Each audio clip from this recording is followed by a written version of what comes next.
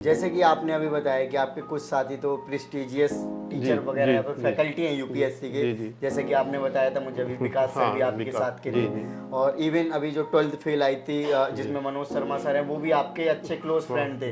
Even आप लोग तो एक टाइम पे रूम वगैरह में भी साथ में रहे। तो उस टाइम पे ये लोग देखा जाए इतना आगे पहुंच गए और आप अभी कंटिन्यूसली उसी कतार में लगे हुए, तो ये एक्सपीरियंस आपको पर्सनली कैसे लगता है? आप उस टाइम की स्टोरी बताइए जब आप दिल्ली आए थे। आप 1999 आपने बताया, 2000 में दिल्ली आए। 2000 मान लीजिए। तो उस टाइम पे कैसा माहौल होता था यहाँ पर? कोचिंग इंस्टीट्यूट किस तरीके के होते थे और पॉपुलर इंस्टीट्यूट कौन होते थे उस टाइम पे? क्या आज भी वो एग्जिस्ट करते हैं? तो अब ये जो आपने टाइम ड्यूरेशन निकाला, बाकी आप तैयारी करते जा रहे हो, अटेम्प्ट देते जा रहे हो, क्या आपने कोई अपने अर्निंग का सोर्स भी बनाया? किस तरीके से कंटिन्यू कर रहे थे?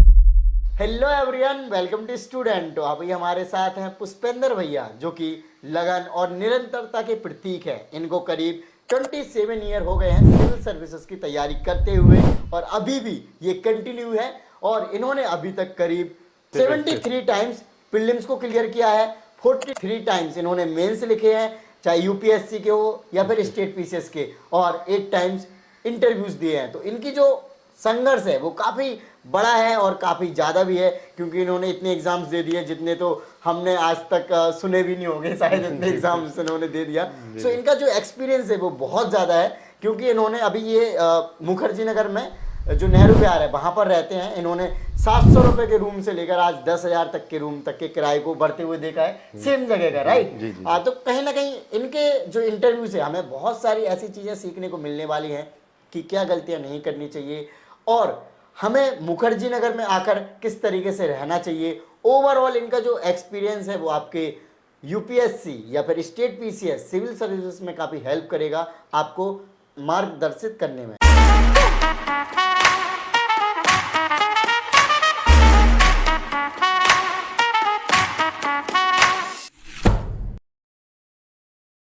भैया सबसे पहले थैंक यू सो मच कि आपने हमें टाइम दिया।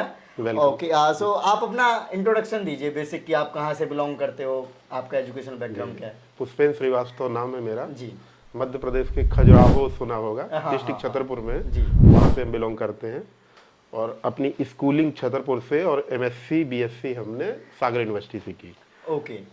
उसके बाद ये था कि मदर फादर दोनों हमारे शिक्षा विभाग में, मैक्सिमम रिश्तेदार ही शिक्षक हैं। तो ये एमएससी करने के बाद ये ऑप्शन था कि टीचर के लिए बीएड अप्लाई करिए। हम बीएड करने के लिए हमें भेजा गया फॉर्म भरने के लिए। उसी समय एमपीपीएससी का फॉर्म निकला हुआ था। जी बिल्कुल। मैं व्यक्तिगत रूप से शिक्षक नहीं बनना चाहता था, ठीक है। तो ये हुआ कि एमपीपीएससी का फॉर्म भर दिए और उस समय 96 में ही हमारा प्रीलिम्स निकल गया। उसके बाद हम इलाहाबाद पहुंचे। इलाहाबाद पहुंचे सिविल की तैयारी के लिए। वहीं से यूपीएससी का पहला प्रीलिम्स निकला और पीसीएस यूपीपीएससी का हमने इंटरव्यू दिया 99 में। ठीक है। उसके बाद फिर दिल्ली आ गए। दिल्ली में जब से जर्नी जारी है, डिफरेंट स्टेट और यूपीएससी सब देते रहने के बाद अभी एमपीपीएससी का इंटरव्यू देने जाना है। राइट। उसके रिजल्ट का इंतजार है। Okay, great. आपको करीब देखा जाए तो 27 ईयर अराउंड हो गए हैं सिविल सर्विसेज करते हुए, और आप जब दिल्ली ही आए तैयारी करना, उतनी तो हमारी अभी उम्र भी नहीं हुई होगी। तो ये मोटिवेशन की बात करें, इतने सारे आप अटेम्प्ट देते जा रहे हो, फिर अटेम्प्ट दे रहे हो, इंटरव्यू दे रहे हो, कभी मेंस दे रहे हो, कैसे रहा ये बरकरार? देखिए, मोटिवेशन की जहाँ तक बात है, उसका मैक्सिमम पार्ट आपके अंदर से आता है। वो कोई किसी को मोटिवेट कर नहीं सकता है। यदि आपको अंदर से लगेगा, फिर जो दूसरे बातें कहते हैं वो सहायक की भूमिका में होती हैं चीजें। जी। जैसे मान लीजिए हमारी इच्छा है कि हमें बनना है, फिर हम आपसे पूछेंगे कि भैया कैसे इसको किया जाए, तो आप उसमें सपोर्ट कर सकते हैं। बाकी मोटिवेशन तो अंदर से ही आएगा, और वो हमारा बना हुआ है कि हमें किसी भी तरीके से हमें सिविल सर्विस क्वालिफाई करना है। जी। और उस दरमियान पूरी जर्नी में ये रहा कि सामान्यतः कभी मैं प्रीलिम से फेल नहीं हुआ। हमेशा मेरे सामने एग्जाम रहे, हमेशा लगभग 1 आध साल छोड़ के इंटरव्यू देने को मिला। कम से कम 20-22 मेंस छोड़ना भी पड़े, मेंस क्लैश कर जाते थे, कभी किसी स्टेट का कभी किसी स्टेट से क्लैश कर जाते थे। तो ये रहा कि मोटिवेशन ये है कि हमें करना है। जी। अच्छा, आप उस टाइम की स्टोरी बताइए जब आप दिल्ली आए थे। आप 1999 आपने बताया, 2000 में दिल्ली आया। 2000 मान लीजिए।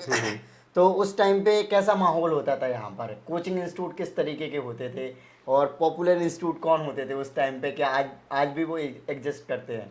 कोचिंग इंस्टीट्यूट एक दो थे, बाकी इंग्लिश मीडियम का यहाँ ज़्यादा माहौल था पहले। हाँ। हिंदी मीडियम का तो ये मणिकांत सर का था शुरुआती दौर में, और एक चाणक्य वाला इंस्टीट्यूट था जी। उसके अलावा तो बाद में सब हुए हैं। और हम लोग साथ में मैक्सिमम जो अब मेन शिक्षक हैं वो सब साथ में हम लोग मेंस देते थे। हुआ ये कि बहुत से लोगों ने फिर उसके बाद कुछ सिलेक्ट हो गए, कुछ अपना कोच बन गए या कहीं अदर जगह चले गए, हम अपना लगे रहे। Unacademy. Let's crack it. Hello all and welcome to Unacademy. Are you guys ready to open the door of success?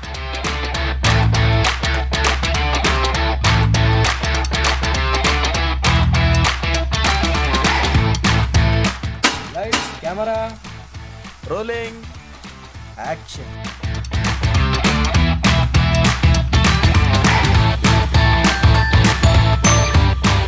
Friends, यह पॉडकास्ट एक शुरुआत है आपके यूपीएससी के ड्रीम को रियलिटी में बदलने के लिए। पॉडकास्ट के गेस्ट हैं रोहित सिंगला सर, जो कि 2008 बैच आईआरएस ऑफिसर हैं, अविनाश सिंह जो कि डैनिक्स ऑफिसर हैं, शिविन सर जो कि आईपीएस हैं 2022 यूपीएससी।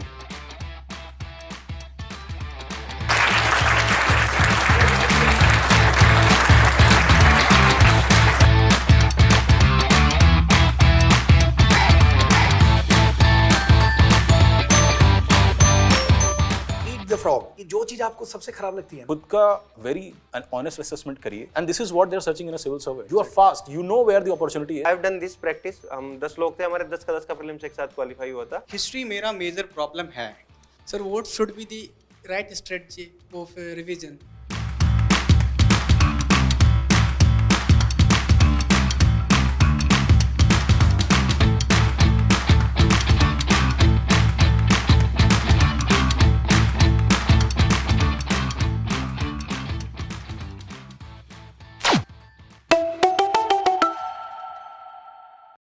शुरुआत में ये था कि इतना आभा मंडल नहीं था किसी चीज का, आधुनिकता ना, इतनी आधुनिकता थी ना, इतने संसाधन थे। सीमित संसाधन होते थे। हाँ। उन्हीं संसाधनों में आपको चयन करके और अपने तैयारी के लिए उसमें चुनना पड़ता था। जी, जैसे कि आपने अभी बताया कि आपके कुछ साथी तो प्रेस्टिजियस टीचर वगैरह फैकल्टी हैं यूपीएससी के, जैसे कि आपने बताया था मुझे अभी, विकास सर भी आपके साथ के थे, और इवन अभी जो 12th फेल आई थी जिसमें मनोज शर्मा सर हैं, वो भी आपके अच्छे क्लोज फ्रेंड थे। इवन आप लोग तो एक टाइम पे रूम वगैरह में भी साथ में रहे। तो उस टाइम पे ये लोग देखा जाए इतना आगे पहुंच गए और आप अभी कंटिन्यूअसली उसी कतार में लगे हुए हैं। तो ये एक्सपीरियंस आपको पर्सनली कैसे लगता है? आपको पर्सनली सही है, हमें कभी डिमोटिवेशन हुआ ही नहीं। हमें ये लगता रहा कि जब इन लोगों का हो रहा है और हम भी इंटरव्यू दे रहे हैं, हाँ, तो हमारा भी एक दिन होगा। और हम शिक्षा विभाग में जाना नहीं चाहते थे। तो जब एक ही काम करना है और उसमें आप अपने परिणाम पा भी रहे हैं, तो कोई दिक्कत कभी हुई नहीं, और अभी जारी है और एक न एक दिन तो मिलेगा ही, यही विश्वास है अंदर से। जी बिल्कुल। जैसे कि अभी आप नेहरू विहार में रहते हैं, तो उस टाइम पर रेंट वगैरह यहाँ पे कितना हुआ करता था? जब हम फर्स्ट टाइम आए तो उस समय 700 रुपए में पहला रूम मिला था सन 2000 में। और अब तो लगभग 9-10 हजार हो गया है। तो ये तो बदलता हुआ इंक्रीज हाँ, तो 20 तो महंगाई इस हिसाब से सही बढ़ रही है देखा जाए। जी जी जी जी। तो आपने कोचिंग्स वगैरह ली थी या फिर सेल्फ स्टडी से ही? सेल्फ स्टडी हमने। ओके। कोचिंग्स का नहीं, वही योगदान रहा। हाँ, नोट्स जरूर उपयोग किया गया, जैसे मार्केट में नोट्स मिल जाते थे तो उनका सहयोग लेते थे। स्टडी मटेरियल्स कह सकते हैं। बाकी व्यक्तिगत गाइडेंस कह लीजिए, किसी से लिया हो तो लिया हो, किसी टीचर से। बाकी कोचिंग में कोई एडमिशन नहीं। ओके। तो आपने स्टार्टिंग के जो अटेम्प्ट दिया था, आपने बताया कि आपका फर्स्ट टाइम में प्रीलिम्स निकल गया था। तो वो जब प्रीलिम्स निकल गया तो आपको ऐसा लगा कि अब तो मेरे एग्जाम बाएं हाथ का गेम है? हाँ। जनरली ऐसे ही लगता है ना कि ओवर कॉन्फिडेंट में आ जाते हैं। तो कुछ ऐसी चीजें हुई आपके साथ? हाँ, जैसे हम उस समय तो ऑप्शनल होता था। हाँ। अब इनने ऑप्शनल हटा लिया है, स्टेट कमीशन और यूपीएससी सभी ने हटा लिया है।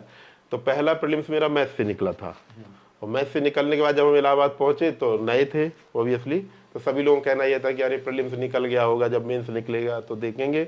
ऐसा है नहीं है, मगर एक मेहनत के बदौलत या जैसे भी कहिए किस्मत, अगले मेंस में हमारा मेंस भी निकल गया और तुरंत हमने यूपी कमीशन में पहला इंटरव्यू दिया। उसी समय यूपीएससी का पहला अटेम्प्ट दिया, वो भी प्रीलिम्स क्वालिफाई हो गया।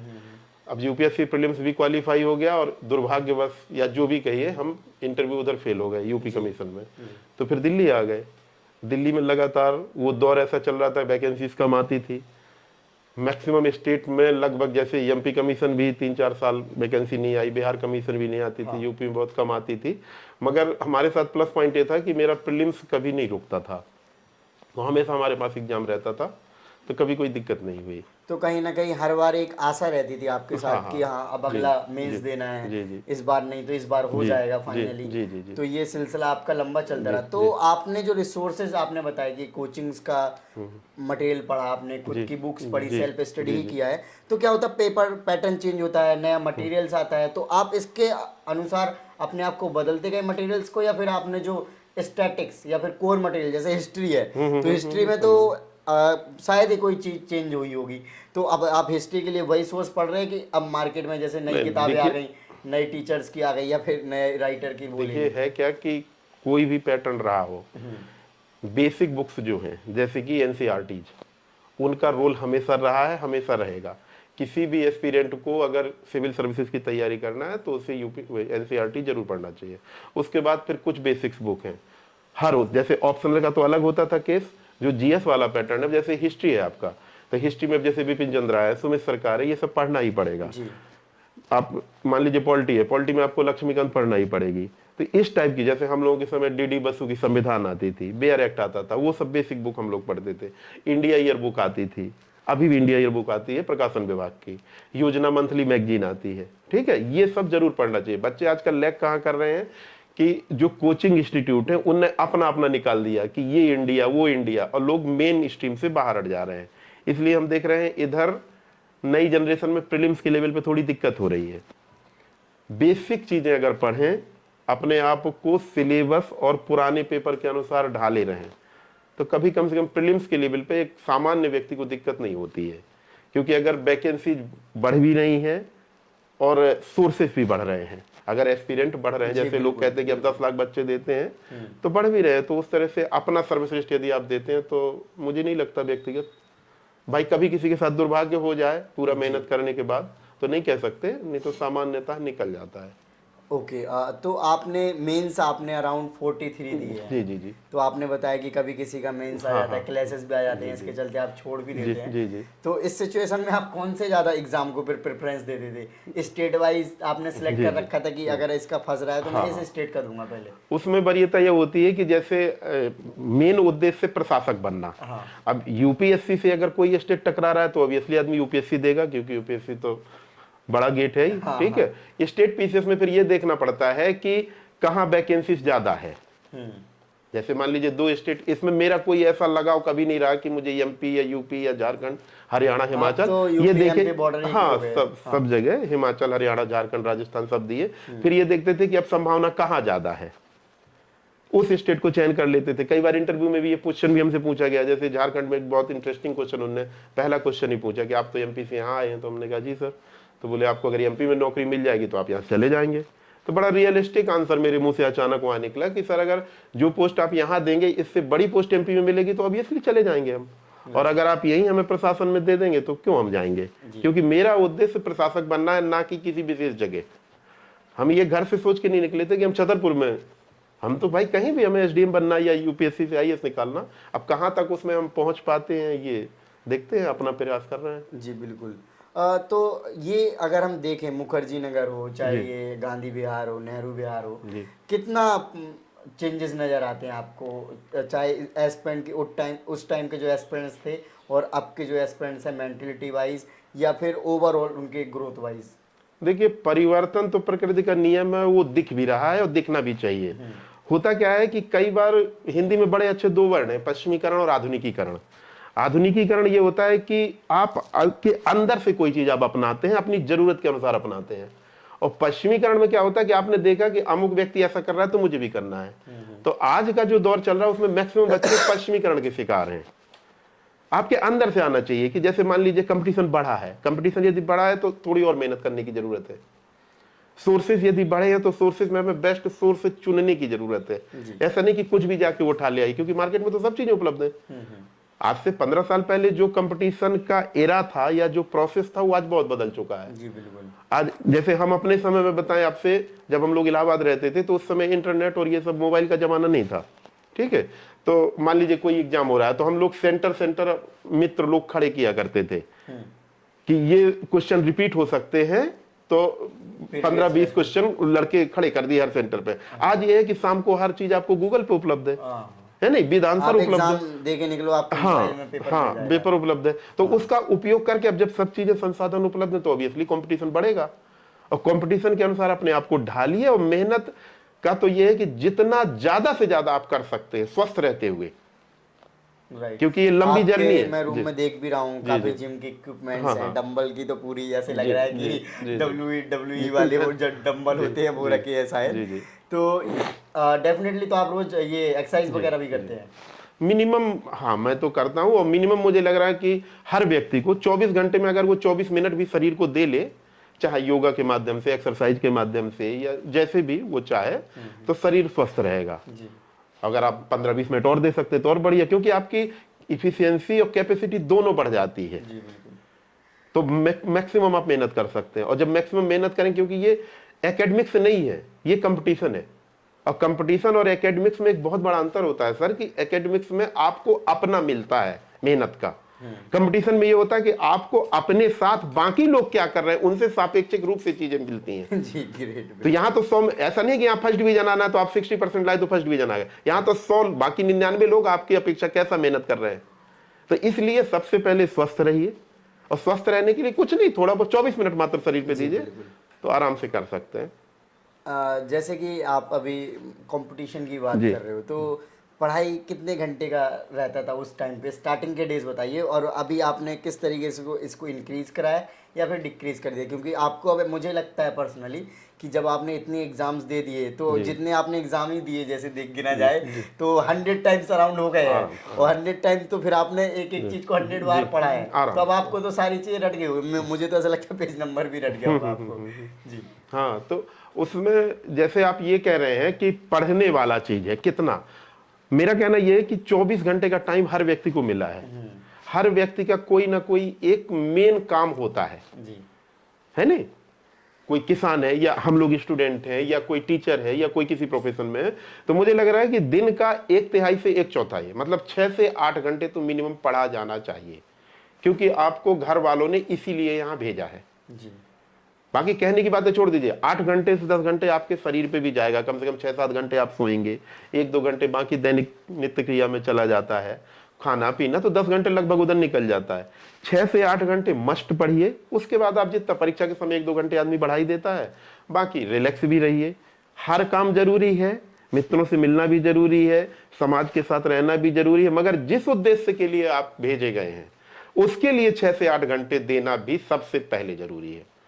और अगर आप उतना करते रहिए तो मतलब काफी चीजें नियंत्रण में रहती हैं। कॉन्फिडेंस, मोटिवेशन, ये सब चीजें यदि आप अंदर से मजबूत हो तो अपने आप रहता है, यदि आपको रिजल्ट मिल रहे हैं। ग्रेट जी।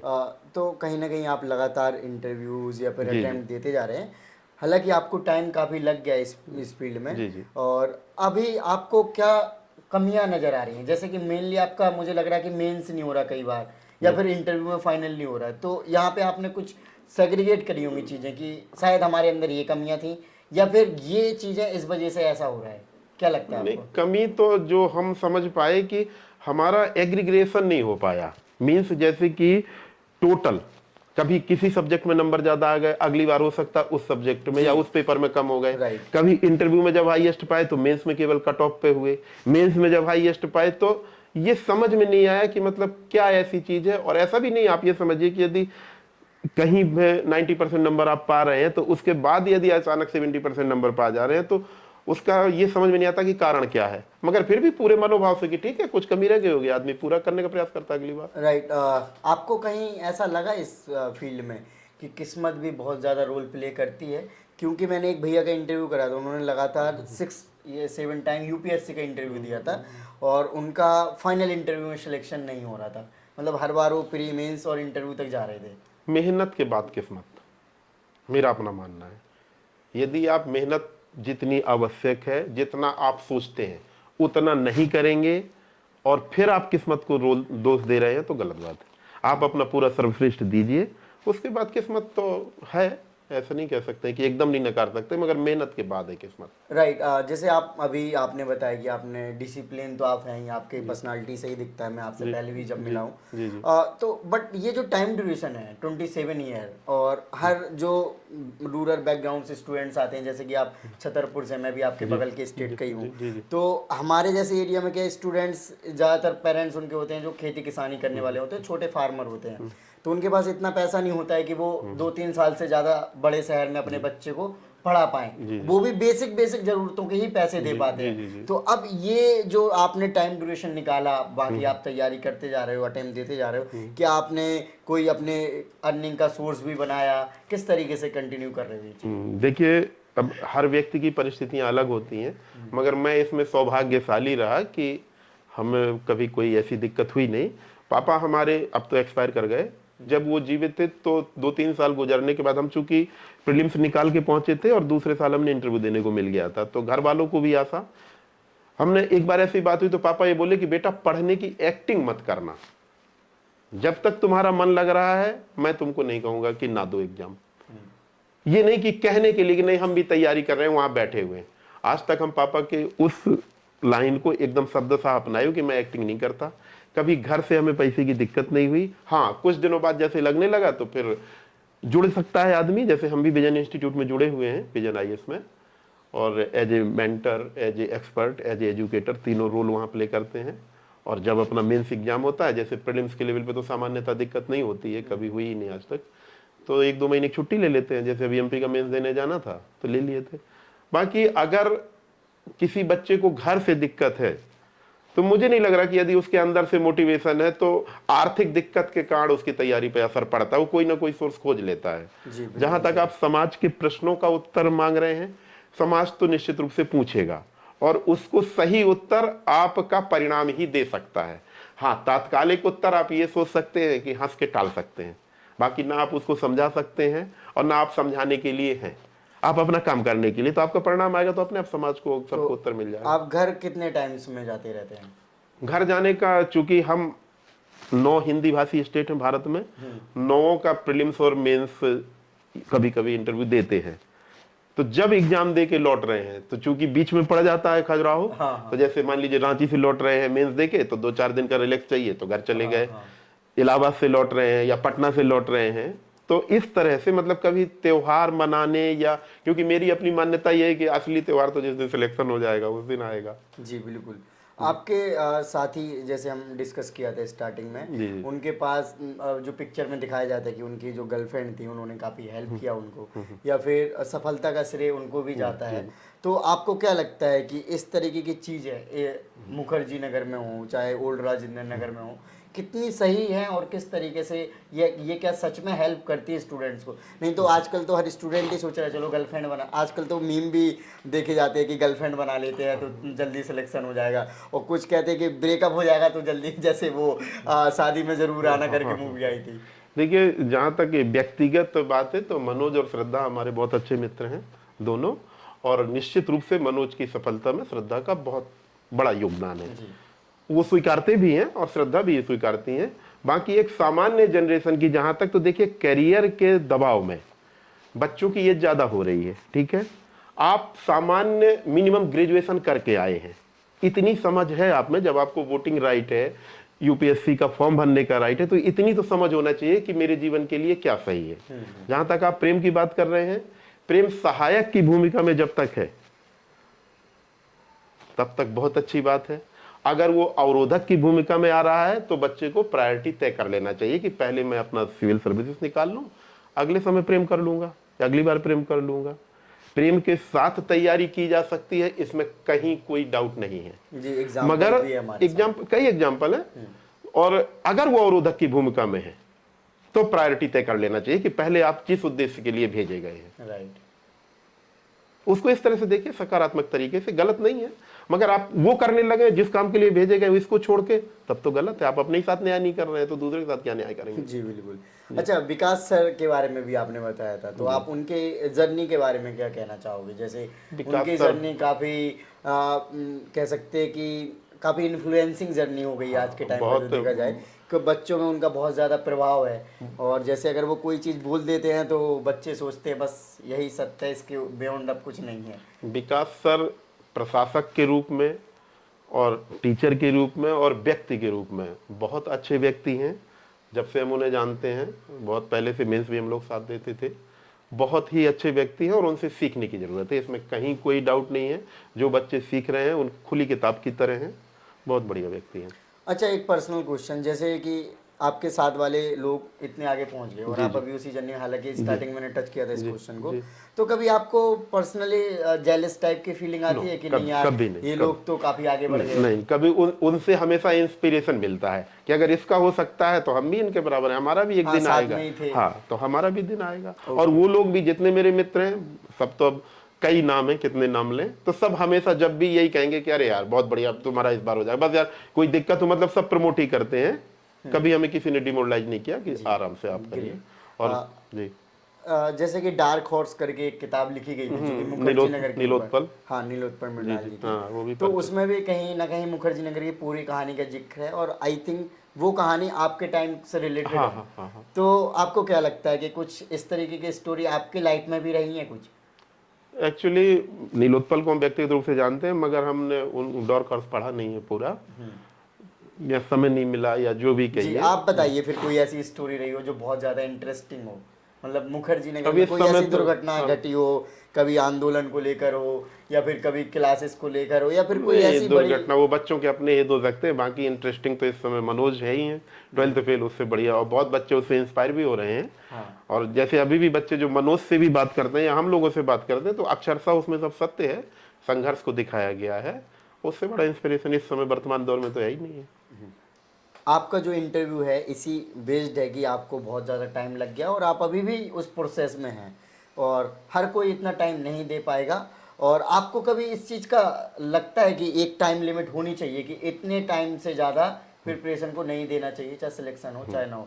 जैसे कि शायद किसी टीचर्स ने भी बोला है कि 2-3 अटेम्प्ट दो, अगर नहीं होता है फाइनल तो छोड़ो, कोई और कैरियर ऑप्शन देखो, तमाम कैरियर ऑप्शन है। तो आपको कभी ऐसा नहीं लगा कि कुछ और ट्राई करें? जब हमारा फर्स्ट अटेम्प्ट में प्रीलिम्स निकल सकता है या फिर हम मेंस इंटरव्यू तक जा सकते हैं, तो कोई और ऑप्शन भी तो बहुत जल्दी इजीली ऑप्ट कर सकते हैं। निश्चित रूप से देखिए, इसमें ऐसा है कि ये व्यक्ति टू व्यक्ति चीजें डिफर करती हैं, मगर हर बच्चे को एक आत्म आकलन की आवश्यकता जरूर है। अगर यूपीएससी ने 4 या अब तो 6 अटेम्प्ट कर दिए बढ़ा के, जैसे मान लीजिए आप यूपीएससी की तैयारी के लिए आते हैं, मान लीजिए अगर 2-3 अटेम्प्ट में आपका किसी भी व्यक्ति का प्रीलिम्स ही नहीं निकल रहा, तो फिर उसे सेकंड ऑप्शनल उसी समय तय कर लेना चाहिए, कोई और कोर्स कर लेना चाहिए या कहीं दूसरी जगह जॉब करने लगे। क्योंकि अगर 3-4 प्रीलिम्स उसमें प्रीलिम्स ही नहीं निकल रहा, प्रीलिम्स का मतलब क्या है? प्रीलिम्स का मतलब सिर्फ ये है कि आप सिविल सर्विस का एग्जाम देने लायक हैं। कोठारी कमीशन ने कहा था कि जो नॉन सीरियस कैंडिडेट हैं उन्हें बाहर करने के लिए प्रीलिम्स लगाइए 79 में, उस पर लगाया गया। तो अगर प्रीलिम्स ही नहीं हो रहा तो एकदम हट जाने की जरूरत है। अगर आप प्रीलिम्स निकाल रहे हैं, मेंस आपका 3-4 बार नहीं हो रहा, तो फिर हट जाने की जरूरत है। अगर आप लगातार इंटरव्यू दे रहे हैं, तब अगर यदि आप हटते हैं तो आपका ये 6-8 साल जो भी लग गया ये बेकार चला जाएगा। फिर आपको अगला कहीं जीरो। अब मेरे साथ ये हुआ कि हम 2 साल के अंदर इंटरव्यू दे लिए, प्रीलिम्स कभी रुका नहीं, तो कभी ये सोचने का मौका ही नहीं मिला कि हम मतलब हट जाएं। हर बार ये लगता रहा कि इस बार अब जैसे इसी बार अभी हमें इंटरव्यू देने जाना है, हम अपना सर्वश्रेष्ठ मेंस में दे के आए, हमें लग रहा है कि हमारा हो जाएगा। जैसे आप शाम में कभी निकलते होंगे चाय वगैरह पीने के लिए, तो डिफरेंट टाइप के जो मुद्दे होते हैं स्टूडेंट्स बात करने लग जाते हैं और कई बार क्या होता है कि कुछ घंटों भी निकल जाते हैं इन सब चीज़ों में। और कई बार क्या होता है कि कुछ इस तरीके की बातें भी हो जाती हैं जो कि शायद किसी के लिए उसको प्रेशराइज हो जाए, जैसे मतलब कि उसको बुरा लग जाए कह सकते हो, और उसको लेकर वो काफ़ी निगेटिव सोचता रहे और कहीं ना कहीं वो फिर मेंटली हैम्पर हो जाए और पढ़ाई डिस्टर्ब हो जाती है। तो ये इस टाइप की चीज़ें सही हैं या फिर मतलब गलत है? नहीं, देखिए, सही गलत का ये है कि मिलना तो जरूरी है। प्रयास ये करिए कि जिस चीज के लिए आप आए उससे रिलेटेड बातें हो।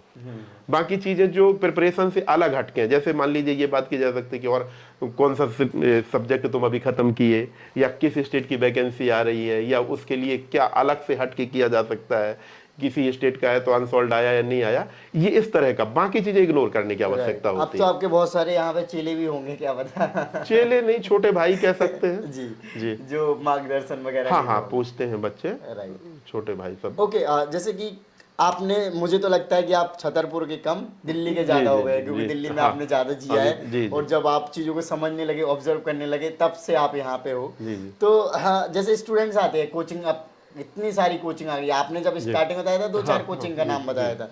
तो कोचिंग करना चाहिए स्टूडेंट्स को आज के टाइम पे, जबकि रिसोर्सेज बहुत ज़्यादा अवेलेबल हैं, यूट्यूब, गूगल। आजकल तो क्या है, अब आपका ही इंटरव्यू है, अब लोगों को पता चलेगा कि कुछ इस तरीके के भी लोग तैयारी कर रहे हैं हमारे साथ में, कंपटीशन का उनको भी लेवल पता चलेगा कि नहीं भैया तो चीज़ें रटी है, प्रीलिम्स से इनका रुकेगा ही नहीं, तो हमें कुछ और करना चाहिए। तो क्या कोचिंग करनी चाहिए, नहीं करनी चाहिए? देखिए, कोचिंग से काम तो आसान हो जाता है, इसमें कोई डाउट नहीं है, मगर सिर्फ कोचिंग पे आधारित हो जाना कि कोचिंग ही मेरी करवा देगी, ये गलत बात है। आप कोचिंग, यदि आपका आर्थिक स्थिति सही है, कोचिंग कर सकते हैं, वो सहायक की भूमिका में रहेगा। यदि आर्थिक स्थिति सही नहीं है, मार्केट में कोचिंग का मटेरियल अवेलेबल है, उसको सस्ते में लेके उससे काम चला सकते हैं। डिपेंड ये करता है कि आप किसी कोचिंग का या किसी मटेरियल का कितना लाभ उठा पाते हैं। वो हम पहले भी कह चुके, सहायक की भूमिका में है, मेन चीज नहीं। पढ़ना आपको पड़ेगा। ओके, जो आपका प्रीलिम्स है, हर बार निकला जी, है जी, ऑलमोस्ट आपके, जी, जी। तो प्रीलिम्स के लिए आप ऐसा क्या अलग करते हो? कुछ तुक्के भी मार के आते हो, या फिर अब तो स्टार्टिंग डेज में कैसे करते थे? अब तो खैर आपके लिए काफी इजी हो गया होगा, सारी अंडरस्टैंडिंग आ गई। प्रीलिम्स का जहां तक केस है, सिंपल क्वेश्चन की बदौलत प्रीलिम्स रुकता है, और सिंपल क्वेश्चन जब आप बचा लेते हैं तो प्रीलिम्स आपका कभी नहीं रुकता है। किसी भी बच्चे से आप पूछिएगा जिसका भी प्रीलिम्स रुक जाता है कि कैसे रुक गया, तो कम से कम 10-15 क्वेश्चन ऐसे बताएगा कि यार ये तो हमसे गलत होनी नहीं चाहिए। हम लोगों की स्थिति क्या है, पहले आप किसी भी स्टेट का या यूपीएससी का सिलेबस आपकी जबान पे होना चाहिए, पुराने पेपर आपकी जबान पे होने चाहिए। कई स्टेट में पुराने क्वेश्चन रिपीट भी करता है, और जिस स्टेट में रिपीट नहीं करता तो उनसे एक दिशा मिलती है कि इस तरह क्वेश्चन आ रहा है। सिंपल क्वेश्चन बचाइए, केवल कठिन क्वेश्चन की तरफ भागने की कोई जरूरत नहीं है। मैक्सिमम सीनियर लोग या कोचिंग लोग कठिन क्वेश्चन की तरफ भगवाते हैं। वो कठिन क्वेश्चन 10-15% हमेशा आते रहे हैं, आते रहेंगे। जी। सिंपल क्वेश्चन बचाइए, हमेशा प्रीलिम्स पास होगी। अब हम आपसे एक चीज़ पूछना चाहेंगे कि आपने जैसे पहले भी बताया मुझे कि आपने इसको ना कट कर देना, इस पार्ट आपसे पूछना चाहेंगे, ठीक है? जनरली स्टूडेंट 1-2 अटेम्प्ट में सिलेक्शन लेना चाहता है, तो अब वो ऐसा क्या अलग करे, है ना? हालांकि आप भी अलग ट्राई कर ही रहे हैं बार बार, तो ऐसा क्या अलग नहीं हो पा रहा है जो कि सिलेक्शन के लिए चाहिए होता है? सबसे पहले सिलेबस, उसका सेकंड बाद मेंस का पेपर। मेंस और प्रीलिम्स और इंटरव्यू, ये तीनों एग्रीगेट प्रिपरेशन है। ये कुछ लोगों ने ऐसा बना दिया कि प्रीलिम्स की तैयारी अलग है, मेंस की तैयारी अलग है, इंटरव्यू की तैयारी, ऐसा कुछ नहीं है। जिस भी स्टेट का या यूपीएससी का आप एग्जाम देना चाह रहे हैं, उसका सिलेबस और मिनिमम 3 से 5 साल के पेपर, प्रीलिम्स, मेंस और इंटरव्यू, जो गजट आता है उसमें भी सब लिखा रहता है, वो सब एकदम तैयार करिए। अपना स्वस्थ रहते हुए अपना सर्वश्रेष्ठ प्रदर्शन करिए। राइट। आपने डिफरेंट पेपर पैटर्न सीट होते हुए देखे हैं, और डिफरेंट स्टेट के एग्जाम्स दिए हैं, तो ये कहीं ना कहीं आपको इरिटेट नहीं करे? नहीं, कभी इंटरेस्ट रहता था कि जैसे अब अगर ये स्टेट देने जाना है तो इसके बारे में जान लेना है, तो हम उसको इंटरेस्ट के रूप में लेते थे कि मान लीजिए झारखंड का मेंस देने जा रहे तो अरे झारखंड के बारे में सब कुछ जाने, उसके बाद राजस्थान का मेंस देने जाना है या इंटरव्यू देने जाना है, उसके बारे में सब जान गए। तो इरिटेट कभी नहीं किया, इंटरेस्ट रहा। राइट। जनरली जब स्टूडेंट तैयारी में आते हैं तो एक टाइम लिमिट डिसाइड करते हैं जी कि इतने टाइम में सिलेक्शन ले जाएंगे, और मैंने पर्सनली जब मैं भी कभी कोई एग्जाम देता हूँ, जैसे कि मैं अभी कल ही अटेम्प्ट दे के आया हूँ एलएलबी का, तो मुझे प्रेशर फील होता है कि ना, मतलब सोशल लाइफ कट सी फील होती है। और उस वजह से एक तो पढ़ाई नहीं हो पाती है, और एक ओवर द टाइम इतना प्रेशर रहता है कि यार एग्ज़ाम है, और हम पढ़ते नहीं हैं उस टाइम को। जो हम सोचते हैं कि अभी हम कहीं बाहर नहीं जाएंगे तो हमारा पढ़ाई में वो हो जाएगा, बट उस टाइम में हम पढ़ भी नहीं रहे होते, तो कहने टाइम तो वेस्ट हुआ, और जो प्रेशर है और वो सब चीज़ें फिर मतलब कह सकते हैं कि एडिशनल हम झेल ही रहे हैं फिर साथ। इसीलिए हमने कहा कि स्वस्थ रहते हुए, स्वस्थ में सिर्फ शारीरिक नहीं, मानसिक स्वस्थ भी।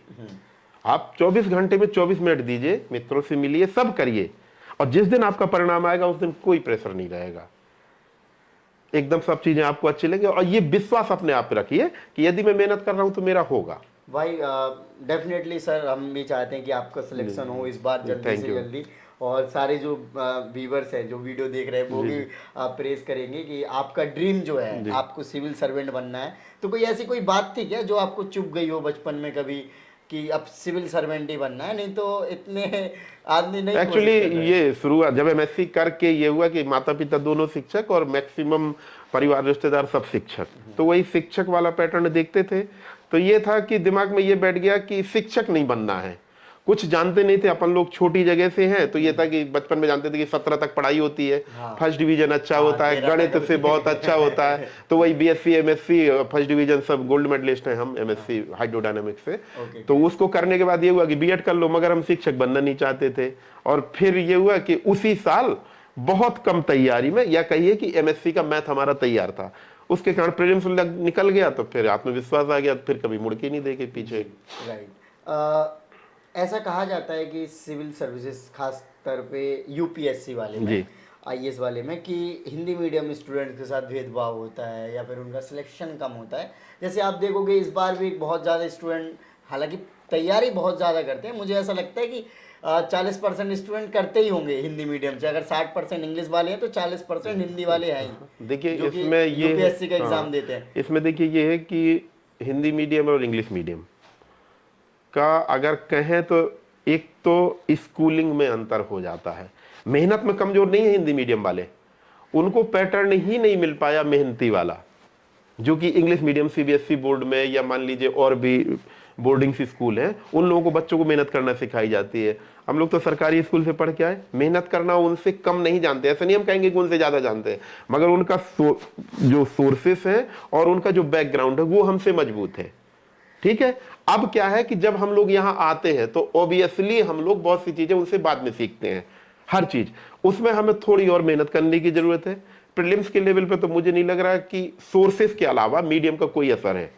सोर्सेस का असर पड़ता है, 2-3 क्वेश्चन निश्चित रूप से उन लोगों को आसानी से मिलते हैं, हम लोग ज्यादा मिलते हैं। और मेंस के लेवल पे भी जहां तक हम विजन में कॉपियां भी चेक करते हैं, तो हिंदी मीडियम और इंग्लिश मीडियम जब दोनों कॉपी चेक करते हैं तो थोड़ी अंतर तो महसूस होता है कि इंग्लिश वाले की क्वालिटी थोड़ी बेहतर है।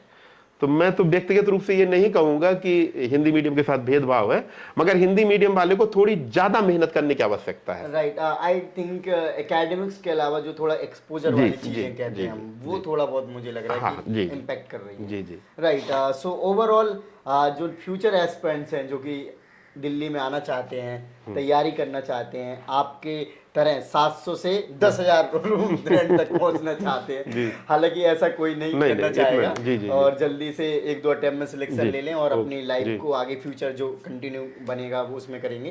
तो आप क्या मैसेज देना चाहते हैं? देखिए, कम से कम जो मैं समझ पाया कि इस समय क्या है कि भारत सरकार के द्वारा एक प्रयास किया जाना चाहिए कि स्कूल के स्तर पे काउंसलर होना चाहिए, कम से कम इंटर कॉलेज पे एक होना चाहिए, कि वो पूरे बच्चों को गाइड कर सके कि किस दिशा में।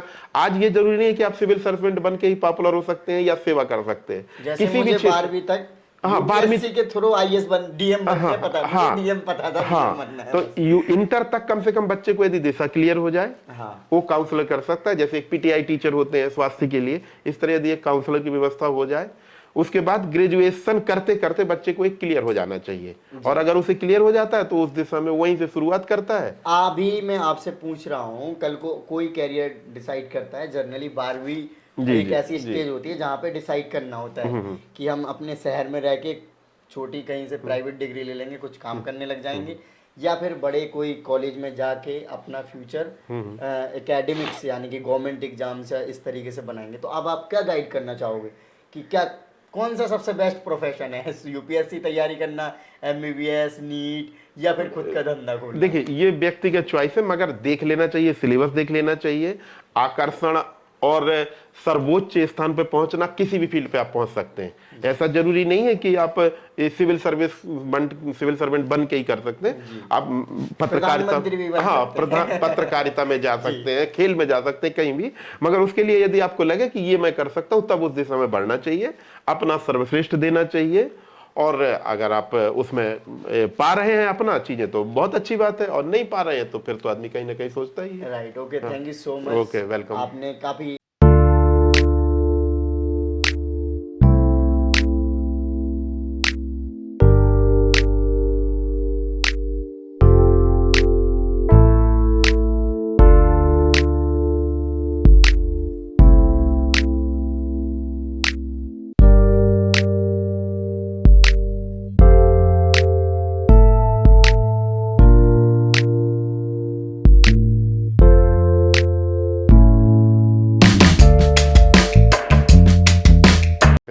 आप कमेंट करके हमें बता सकते हैं कि इनके साथ इंटरव्यू कैसा लगा, क्या और क्वेश्चन पूछे जाने चाहिए थे, तो हम इन फ्यूचर अगर आपके कोई ऐसी स्पेसिफिक चीज़ें रहती हैं जो कि आपको लगता है कि भैया के साथ डिस्कशन करना चाहिए, क्योंकि इनका जो एक्सपीरियंस काफ़ी अच्छा है।